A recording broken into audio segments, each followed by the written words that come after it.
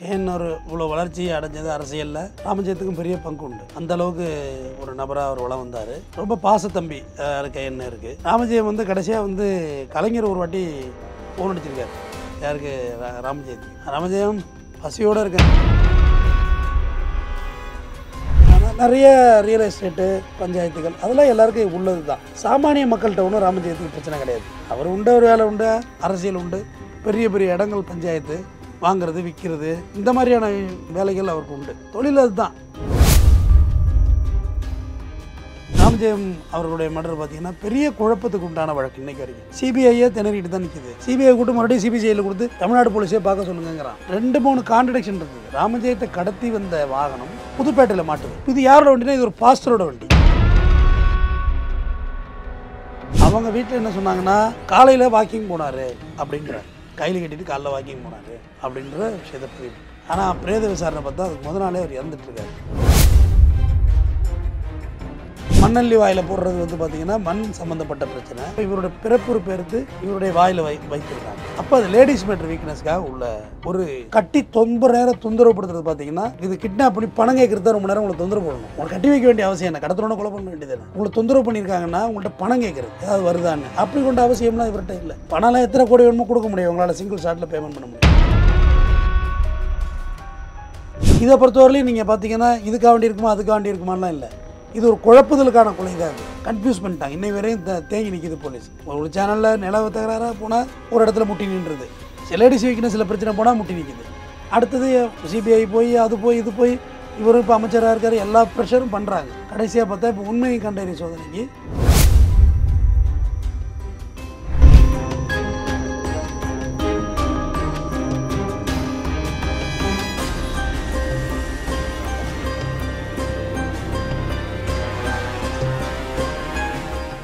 Real one நேயர்களுக்கு வணக்கம். இன்று நம்மளுடைய நேர்காணலுக்கு வழக்கறிஞர் திரு தமிழ்வேந்தன் அவர்கள் நினைச்சிருக்காங்க. சார் வணக்கம். வணக்கம். 13 ஆண்டுகளா பெரிய லெவலுக்கு பேசப்பட்டு இருக்கக்கூடிய ஒரு வழக்கான ராமஜெயம் வழக்கு தற்பொழுது என்ன நிலைமையில இருக்கு அப்படிங்கிறது பெரிய ஒரு கேள்வியா இருக்கு. ஏன் அப்படின்னா கேஎன்ஆர் அவர்களுடைய தம்பி அந்த வழக்கு அப்படிங்கிறதுனால நிறைய பேருக்கு அந்த வழக்கினுடைய விஷயங்கள் என்ன நடந்தது அப்படிங்கிறதும் ஒரு மர்மத்திற்கு உண்டான ஒரு விஷயமா தான் இருக்கு. அந்த வழக்கு எப்படி ஆரம்பிச்சது, தற்பொழுது என்ன நிலைமையில இருக்கு சார்? கேஎன்ஆர் அவர்களுடைய சொந்த தம்பி ராமஜெயம். கேஎன்ஆர் இவ்வளோ வளர்ச்சியை அடைஞ்சது அரசியலில் ராமஜெயத்துக்கும் பெரிய பங்கு உண்டு. அந்த அளவுக்கு ஒரு நபராக அவர் வளம் வந்தார். ரொம்ப பாசத்தம்பி கேஎன்ஆருக்கு. ஆரம்பத்தில் சும்மா அப்படி இப்படிலாம் சொல்லி விட்டாங்க. சும்மா ஆளுக்கு வாய்க்கு சொல்கிறது தானே. அப்படிலாம் இப்போ கூட இடையில ஒரு தொலைக்காட்சியில் பேட்டி எடுத்தாங்க கேஎன்ஆர் ஐயாவை. அழுவ ஆரம்பிச்சிட்டார். மாதம் சின்ன பிள்ளை மாதிரி. ரொம்ப தம்பி இல்லை அப்புறம் எடுத்துக்கோ இன்னொரு நாளைக்கிட்ட அழுவ தேம்பி அழ ஆரம்பிச்சிட்டார். அவருக்கு அதுக்கான அவசியமும் இல்லை. சும்மா இவங்க கட்டி விட்டது, கதை குழப்பி விட்டது போட்டு எல்லாரையும். ஆக்சுவலாக பார்த்தா ராமஜெயம் கடைசியாக கலைஞர் ஒரு வாட்டி ஃபோன் அடிச்சிருக்காரு. யாருக்கு? ராமஜெயத்துக்கு. ராமஜெயம் பசியோடு இருக்கேன், சாப்பாடு ரெடி பண்ணு அப்படின்னு சொல்லியிருக்காரு. எல்லாம் ரெடி பண்ணிட்டேன் அப்படின்ட்டு இருக்காரு. நான் சாமியே கும்பிடாதவன் ராமஜெயத்திட்ட சாப்பாடு வைக்கிற மாதிரி இருக்குன்னு கிண்டல். கலைஞரோட கிண்டல் அது. என்ன ராமஜெயம், ராமரோட ஜெயம் உள்ளது. நான் சாமியே கும்பிடாதவன் ஆனால் ராமஜெயத்திட்ட சோறு கேட்க வச்சுட்டு அப்படின்னு சொல்லியிருக்காரு. கிண்டலாக அந்த அளவுக்கு கலைஞர்கிட்ட அன்போட விசுவாசமாக இருந்திருக்காரு. கட்சிக்கு பின்னாடி இருந்து எல்லா வேலைகளும் ஏக்கி கொடுத்துருக்காரு. நல்லா படித்தவர் தானே? படித்தவர், வெல் எஜுகேட்டட். இங்கிலீஷ் அவ்வளோ இங்கிலீஷ். கேஎன்ஆர் நல்லா தெளிவாக தாங்க பேசுவார். ஒன்றும் கிராமம் சார்ந்து அவர் விவசாயம்லாம் பண்ணி இப்போ போடுறாங்களே ஹோம் டூர்லாம், பண்ணை வீடு அப்படி இருக்கிற சூழலில் நிறைய ரியல் எஸ்டேட்டு பஞ்சாயத்துகள் அதெல்லாம் எல்லாருக்கும் உள்ளது தான். ஒன்றும் சாமானிய மக்கள்கிட்ட ஒன்றும் ராமஜெயத்துக்கு பிரச்சனை கிடையாது. அவர் உண்டு, ஒரு வேலை உண்டு, அரசியல் உண்டு, பெரிய பெரிய இடங்கள் பஞ்சாயத்து வாங்கிறது விற்கிறது இந்த மாதிரியான வேலைகள் அவருக்கு உண்டு. தொழில் அதுதான். ரியல் எஸ்டேட் பண்ணுறது இதுதான் அவரோட வேலைகளாக இருந்திருக்கு. மற்றபடி அவர் ஒன்றும் லோக்கலாக இறங்கி எங்கேயும் ரவுடிசம்லாம் பண்ணிகிட்டு இல்லை.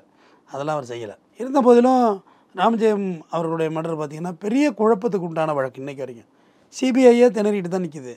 சிபிஐ கூட்டு மறுபடியும் சிபிசிஐயில் கொடுத்து தமிழ்நாடு போலீஸே பார்க்க சொல்லுங்கிறான். என்ன சார் நடந்துச்சு அப்போ? அதாவது ஆக்சுவலாக பார்த்தா 2-3 கான்ட்ரடிக்ஷன் இருந்தது. ராமஜெயத்தை கடத்தி வந்த வாகனம் புதுப்பேட்டையில் மாட்டுது. டெம்போ டிராவலர், சென்னை புதுப்பேட்டையில். இது யாரோட வண்டினா இது ஒரு பாஸ்டரோட வண்டி. ஒரு குழப்பமாச்சா.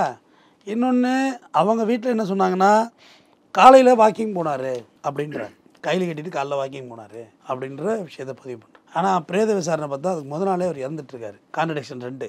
ராமஜெயம் மேலே பொத்திருந்த போர்வை வீட்டோட போர்வைன்னு சொல்கிறாங்க வழக்கில். ஆனால் வீட்டில் உள்ளவங்க அதை ஒத்துக்கலை, இது எங்கள் வீட்டு போர்வை கிடையாதுன்றாங்க. இப்படியா முரண்பாடாக இருந்துச்சு. ரெண்டாவது அவருடைய கிட்னாப் பண்ணி ரொம்ப நேரம் அவர் சித்திரவேதனைக்கு உள்ளாகிருக்கிறார். கையெல்லாம் கம்பியில் போட்டு கட்டி கையை வெளியில் எடுக்க ட்ரை பண்ணுவோம்ல, அப்போ இந்த இடம்லாம் நெஞ்சு போயிருந்தது அட்டாப்சியில். அப்போ ரொம்ப நேரம் இப்படி லாக் பண்ணி இப்படி கட்டி வச்சுருந்ததில் அப்போ சித்திரவேதனைக்கு உள்ளாக்கப்பட்டிருக்கார். உடலில் நிறைய காயங்கள், எல்லாம் சித்திரவேதனோட காயங்கள். இது எல்லாம் போக ஒரு மர்டரோட பேட்டர்ன் அப்படின்னு பார்த்தீங்கன்னா வாயில் மண்ணள்ளி போடுவாங்க கொலை பண்ணி முடிச்சுட்டு. இது ஏன்னா என்னோடய இடத்தையோ நிலத்தகராறு சம்மந்தமாக இருந்தால் வாயில் மண்ணள்ளி போடுவாங்க. இது கிராமத்தில் பழக்கமே உள்ளது தானே, மண்ணள்ளி இறைக்கிறது இதெல்லாம் வந்து நம்ம வீணாக போகணுங்கிறது, நாசமாக போ அப்படின்றது. அடுத்து நம்மளுடைய ஆண் உறுப்பை அறுத்து எறிதல் பார்த்திங்கன்னா பெண் வழி தவறுகளுக்காக ஆண் உறுப்பை இருப்பாங்க. லேடிஸ் மேட்ரு வீக்னஸ் இருக்குது, ஒருத்தவங்க பொண்டாட்டி நீங்கள் அடைஞ்சிடுறீங்க, ஒருத்தவங்க பொண்ணை நீங்கள் அடைஞ்சிடுறீங்கன்னா ஆண் உறுப்பாக இருப்பாங்க. இது வந்து பேட்டர்ன். இப்போ மிளகாதூள் எரிஞ்சால் கேரளாக்காரன் கொலை பண்ணான்னு சொல்கிறோம்ல, கேரளின் ஸ்டைலு மிளகாதூள் எரிஞ்சிட்டு போகிறது மூஞ்சில். ஏன்னா அந்த மோப்பனாயால் ஸ்மெல் பண்ண முடியாது, ஸ்மெல் டாக் அது மூஞ்சில் ஏறிடும்ல, தும்மா ஆரம்பித்து ஓடிடும் அது நாய். அதுக்கான மிளகாதூள் போடுவாங்க வீடு பூரா. அது இப்போ எல்லோரும் கற்றுக்கிட்டு குழப்பிட்டு போக ஆரம்பிச்சிட்டாங்க.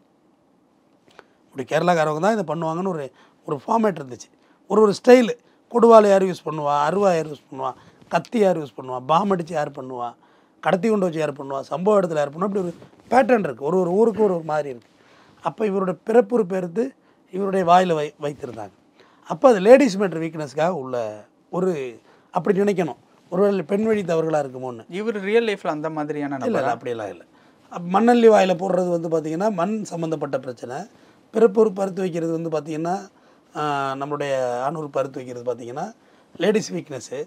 கட்டி ரொம்ப நேரம் தொந்தரவுப்படுத்துறது பார்த்திங்கன்னா இது கிட்னாப் பண்ணி பணம் கேட்குறது ரொம்ப நேரம் உங்களை தொந்தரவு பண்ணணும்.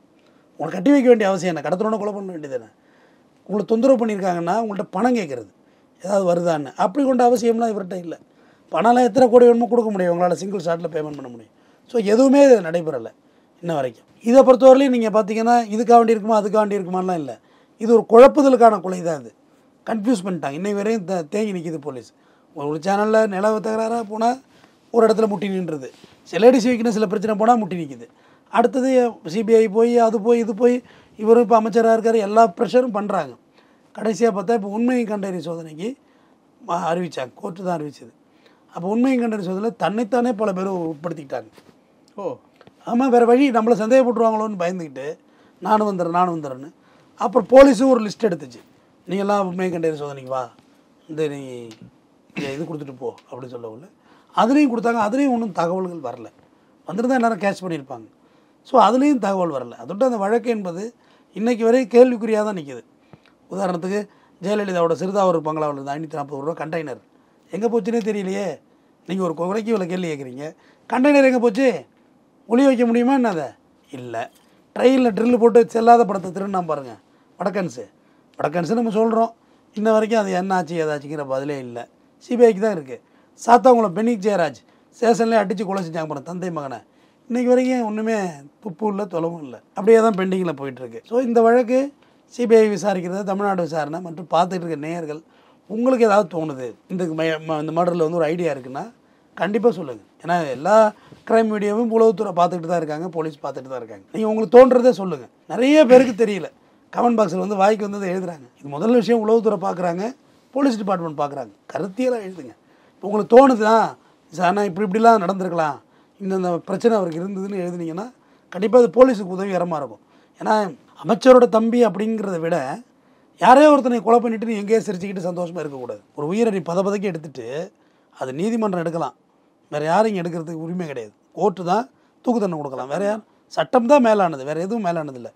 ஆனால் நீங்கள் யாரோ ஒருத்தரை கொலை பண்ணிவிட்டு எங்கேயோ சிரிச்சுக்கிட்டு சந்தோஷமாக ஜாலியாக கூத்தடிச்சிக்கிட்டு இருக்கிறத நம்ம இந்த நாட்டில் அனுமதிக்க முடியாது. உங்களுக்கான தண்டனையை பெற்றுத்தரணும். இல்லை, அந்த நேரத்தில் திமுக ஆட்சி இருந்திருந்தால் இந்த கேஸ் வந்து சீக்கிரமாக முடிஞ்சிருக்குமோ? ஏன்னா ஆப்போனண்ட்டில் ஏடிஎம்கே வந்து இருந்திருக்காங்க.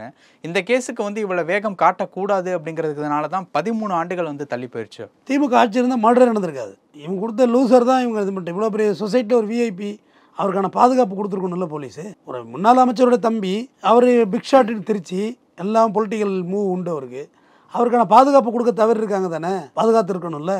அவள் தொடர்ச்சியாக அவங்க தான் இருந்தாங்க. 2011 2021 வரைக்கும் ஏடிஎம்கே ஆட்சி தான் இருந்தது. 10 ஆண்டுகள். 10 ஆண்டுகள் அவங்க தான் இருந்தாங்க. ஒரு சின்ன துரும்ப கூட தூக்கி போடல அந்த வழக்கில், சின்ன நகர் கூட நகர்த்தலை. அது அரசியல் ரிலேட்டபிளான ஏதாவது விஷயமா? அப்படி இருக்கலாம் மேபி. நமக்கு என்ன, நம்ம வீட்டிலே ஆச்சு, கேஎன்ஆரோட தம்பி தானே, எதிர்கட்சிக்காரனோட தம்பி தானேங்கிற மனநிலை கூட இருந்திருக்கலாம். நம்ம இல்லைன்னா சொல்ல முடியாது. ஆனால் அதுக்கும் சட்டத்தையும் அரசியலையும் இங்கே போட்டு மிக்ஸ் பண்ணுறாங்க நிறைய ஆளர். எனக்கு ரொம்ப வருத்தமாக இருக்குது. சட்டம் தனியாக செயல் பண்ணணும், அரசியல் தனியாக செயல் பண்ணணும். ரெண்டு மிக்ஸ் பண்ணால் எப்படி? 10 ஆண்டுகள் ஒரு வழக்கு நீத்து போன பிறகு அந்த வழக்கு உயிர் உண்டாக்குறதுனா எப்படி? இப்போ நம்ம பேசியிருக்கோம் இந்த சேனலில், இது 10 பேர் பேசுகிறதே விட்டுட்டு வேறு வேலைக்கு போயிட்டாங்க தானே. ஸோ இது உயிர் உண்டாக்குறதுனா எப்படி உயிர் உண்டாக்க முடியும் சொல்லுங்கள் நீங்களே. அப்போ அதுக்கான சூழலியல் உருவாகணும்ல. 10 வருஷம் நீங்கள் லேக் ஆகிப்போச்சு. மறுபடியும் ஃபைல்லாம் கலெக்ட் பண்ணி எவ்வளோ தடயங்கள் அழிஞ்சிருக்கும். சொல்லப்போனால் உண்மை குற்றவாளி செத்து கூட போயிருப்பானே. லாங் பீரியட் ஆகிப்போச்சு. சீக்கு வந்தோ இல்லை ஆக்சிடென்ட்லையோ இல்லை வேறு மர்டர்லையோ இறந்து போயிருந்தா உங்களுக்கு எப்படி தெரியும்? வேறு கொலைகளில் இறந்துருந்தா இதோட உண்மையே மறைஞ்சு போயிடும்ல. எனக்கு தேவை அதில் ஒரே ஒரு விஷயம், உண்மை என்ன, யார் கொலை பண்ணது, எதுக்காண்டி கொலை பண்ணாங்க, அந்த க்யூரியாசிட்டி என்னகிட்டே இருக்குது. அப்போ அவங்க குடும்பத்தில் உள்ளவங்களுக்கு எவ்வளோ இருக்கும்? இப்போ 4 ஆண்டுகள் ஆயிடுச்சு திமுக ஆட்சிக்கு வந்து, இப்பயுமே எதுவும் நடவடிக்கை எடுக்காமல் இருப்பது. இந்த உண்மை கண்டறி சோதனை நடத்திருக்காங்களா, அதை விட வேறு நடவடிக்கை? மோட்டிவ் என்ன அப்படிங்கிறது என்ன? உண்மை கண்டறி சோதனை கோர்ட் மூலியமாக பண்ணணும். இல்லீகலெல்லாம் யாரையும் கொண்டு போகலாம், கோர்ட்டு சொல்லி தான் பண்ணினாங்க நடவடிக்கை. அதான் சொன்னேன், 10 வருஷம் நீத்து போன ஒரு வழக்கை மறுபடியும் அந்த ஃபைலை தூசி தட்டுறதுங்கிறது அவர் எளிதில்லை. நிறைய தடயங்கள் அழிஞ்சு போயிருக்கும், நிறைய காட்சிகள் மாறிடும், இடங்கள் மாறிடும். 10 வருஷத்துக்கு முன்னாடி பார்த்த சென்னை நீங்கள் இப்போ பார்க்குறீங்களா? இந்த இடத்துல எவ்வளோ டிஃப்ரென்ஸ் இருக்குது. ஸோ அதையெல்லாம் மாறிடுது இல்லை. மாறக்குள்ளே உங்களுக்கு விசாரிக்கிறதுல இன்னும் தொய்வு தான் ஏற்படும். ஆனால் தமிழ்நாடு போலீஸ் ஸோ கிளவர், எனக்கு அவங்க மேலே நம்பிக்கை உண்டு. சிபிஐ மேலாம் நம்பிக்கை கிடையாது. தமிழ்நாடு போலீஸ் எங்கே இருந்தாலும் பிடிச்சிடுவாங்க, எப்படியோ ஆளை பிடிச்சிடுவாங்க. கிட்டத்தட்ட இதில் ஒரு 3000க்கும் மேற்பட்டவங்களும் விசாரிச்சிருக்காங்க அந்த வழக்கில். சும்மாவெல்லாம் இல்லை, இன்றைக்கி வரைக்கும் விசாரணை நடைபெற்று தான் இருக்குது. கொண்டு போய் வச்சு விசாரிச்சுட்டு தான் இருக்கிறாங்க. ஆனாலும் அந்த உண்மை குற்றவாளியை பிடிக்கணுங்கிறது தான். இப்போ மற்ற கேஸுன்னு வைங்களேன், நிறையாளரை ஓரளவு பார்ஷியலாக உள்ளவங்களே தூக்கி கொண்ட கணக்கு அமைச்சிருவாங்க. இவங்க தான் கொலை பண்ணது, ஒத்துக்க போட அப்படின்னு. இந்த கொலையில் அப்படி காமிக்க முடியாது, ஏன்னா பெரிய மேட்ரு. பின்புல கதையெல்லாம் எழுத முடியாது, உட்காந்தலாம் ஜோடிக்க முடியாது. ஜோடிச்சா ஒத்துக்குவாரா, கேனர் ஒத்துக்குவாரான்னு கேட்குறேன். என்னடா கதை விட்றீங்க? என் தம்பியை கொண்டுட்டு எவனோ கொண்டாத ஆளை காட்டுறியா? யாரும் ஒத்துக்க மாட்டாங்கன்னு நமக்கு தெரியல, யார் கொலை பண்ணியிருப்பான்னு. ஸோ அந்த மாதிரியான விஷயங்கள் இது ஒத்துக்க மாட்டாங்களா அவங்க குடும்பத்தில் உள்ளவங்க, இவங்களுக்கு அவங்க சம்மந்தம் கிடையாதுன்னு. அதனால தான் போலீஸ் நிஜ குற்றவாளிகளே தேடிக்கிட்டே இருக்காங்க. தேடி விரைவில் கண்டுபிடிக்கட்டும், சட்டத்தின் முன் பாட்டுட்டும். பல விஷயங்கள் பகிர்ந்துக்கிட்டீங்க. உங்கள் நேரத்துக்கு ரொம்ப நன்றி.